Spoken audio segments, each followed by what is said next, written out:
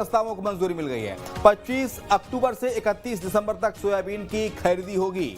4,892 रुपए प्रति quintal soybean की खरीदी सरकार करेगी। विधायकों के आवास के लिए 159 करोड़ रुपए मंजूर हो गए हैं। विधानसभा अध्यक्ष और नेता प्रतिपक्ष अब खुद अपना इनकम टैक्स भरेंगे। रीजनल इन्वेस्ट समिट को लेकर निर्णय भी लिया गया है। 2 साल में मध्य प्रदेश में रिन्यूएबल एनर्जी पर काम भी होना है। 5 अक्टूबर को दमोह सिंग्रामपुर में मंत्रिपरिषद की बैठक भी होनी है।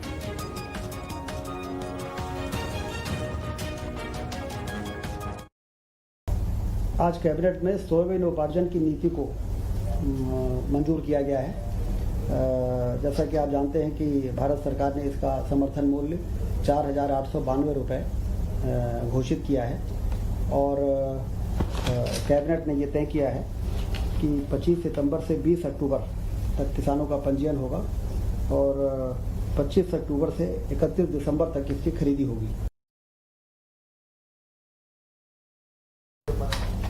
विधानसभा अध्यक्ष और उपाध्यक्ष, जैसा कि आप सबको मालूम है कि मध्य प्रदेश सरकार के जितने मंत्री हैं उन्होंने अब उनका इनकम टैक्स जो पहले शासन की ओर से भरा जाता था, अब वो मंत्री स्वयं अपना इनकम टैक्स भरेंगे। ये निर्णय हो चुका था। आज के कैबिनेट ने विधानसभा के अध्यक्ष, उपाध्यक्ष और नेता प्रतिपक्ष तीनों का इनकम टैक्स वे स्वयं भरेंगे। ये आज प्रस्ताव जो आया था उन्हीं की तरफ से आया था। नीलम गुरवे हमारे साथ हमारी संवाददाता इस वक्त फोन लाइन पर जुड़ गई हैं। नीलम, महत्वपूर्ण बैठक हुई, महत्वपूर्ण फैसलों पर मोहर लग गई है और अब एक और फैसला हुआ कि अध्यक्ष नेता प्रतिपक्ष खुद अपना इनकम टैक्स भरेंगे। 159 करोड़ रुपए की मंजूरी दी गई है विधायकों के आवास के लिए। और कौन कौन से महत्वपूर्ण फैसले जो आज पास हुए कैबिनेट की इस बैठक में? जी बिल्कुल, देखिए आज मोहन कैबिनेट की बैठक हुई जिसमें अलग अलग जो है प्रस्तावों पर मंजूरी मिल चुकी है। अगर हम सबसे महत्वपूर्ण यहाँ पर निर्णय की बात करें तो सोयाबीन खरीदी को लेकर के सरकार ने फैसला लिया है। मार्च फेज से सोयाबीन की खरीदी होगी और करीब जो है 4,892 रुपए के दाम से जो है किसान से सरकार सोयाबीन खरीदेगी। इसका जो रजिस्ट्रेशन है वो 25 सितंबर से अक्टूबर तक होगा और सोयाबीन उपार्जन की नीति को यहाँ पर जो है मंजूरी मिल गई है। इसके अलावा विधायकों के नए आवास भी बनाए जाएंगे।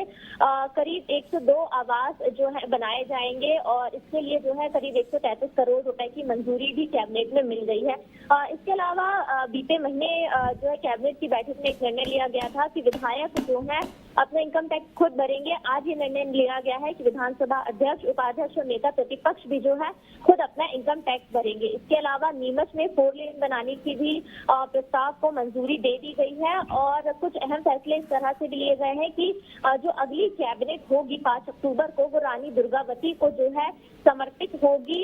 दमोह में जो है यहाँ पर ये कैबिनेट बैठक होगी। इसके साथ ही दशहरे का जो त्योहार है वो शस्त्र पूजन करके मनाया जाएगा। मुख्यमंत्री महेश्वर में जो है दशहरे के दिन शस्त्र पूजन करेंगे। तो ये कुछ तमाम अहम फैसले हैं जो आज की कैबिनेट में लिए गए हैं। बहुत शुक्रिया आपका नीलम, तमाम सारी जानकारी को साझा करने के लिए। औशिल्याबाद इंदौर की, जहां पर लसुड़िया थाना क्षेत्र के श्रीराम नगर में गणेश उत्सव के दौरान एक स्थानीय रहवासी से वार्ड 36 के पार्षद के रिश्तेदार का गाली गलौज के बाद विवाद हो गया। हमलावर पक्ष ने गालियों को विरोध कर पार्षद के रिश्तेदार को थप्पड़ जड़ दिया और इस बीच दोनों पक्ष में जमकर झड़प हुई। विवाद इतना बढ़ गया कि लोगों ने दोनों पक्षों को अलग अलग करने का प्रयास भी किया। इसमें अब पार्षद संबंधित पक्ष के खिलाफ मानहानि का मामला दर्ज किया गया है।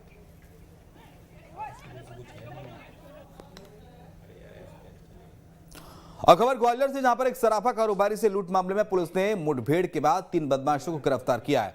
आपको बता दें कि इस दौरान एक बदमाश पैर में गोली लगने से घायल हो गया, जिसका अस्पताल में इलाज चल रहा है। पुलिस ने बताया कि तीनों बदमाश पर हत्या, लूट जैसे संगीन मामले दर्ज हैं। ये बदमाश सराफा व्यापारियों को निशाना बनाते थे और उनके साथ लूटपाट कर फरार हो जाते थे। आरोपियों के पास से लूट का सामान जब्त किया गया है। बता दें कि सोमवार को सराफा कारोबारी दुकान बंद करके घर जा रहे थे, तभी बाइक सवार 3 बदमाशों ने गोली मारकर सोने के जेवर और कैश से भरा बैग लूट लिया था।